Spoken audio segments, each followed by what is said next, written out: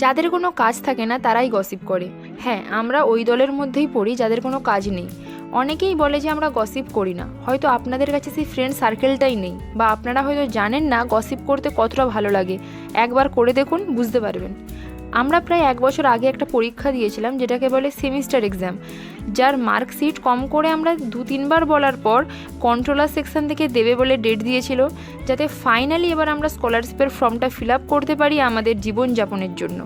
এদিকে আবার একজন আমার না হওয়া বয়ফ্রেন্ডের কমতি পূরণ করার চেষ্টা করছিল।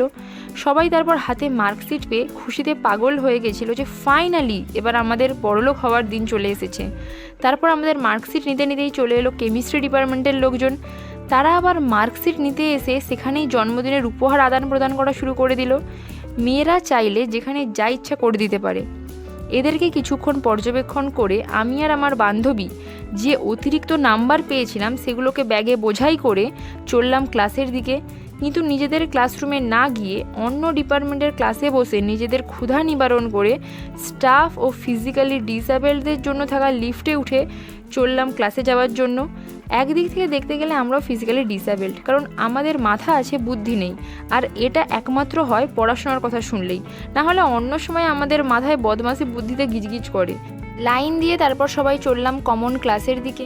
আসলে এটা ডিপার্টমেন্টাল স্টুডেন্ট মিট আপ বলা যেতে পারে। অন্য ডিপার্টমেন্টেরও মানুষজন আসে, দেখা হয়, কথা হয়, পড়াশোনা বাদে সব কিছু হয়। প্রায় 3 বছরের কলেজ জীবনে এই প্রথম আমি গেছিলাম রিডিং লাইব্রেরিতে, সাথে আমাদের দলের আরও কিছুজন। এখানে গিয়ে বুঝতে পারলাম যে একা যাওয়াই এখানে ভালো, কারণ এখানে সাইলেন্ট মোডে থাকতে হয়, আর এদের মুখ দেখে সাইলেন্ট মোডে থাকাটাই খুব কষ্টের।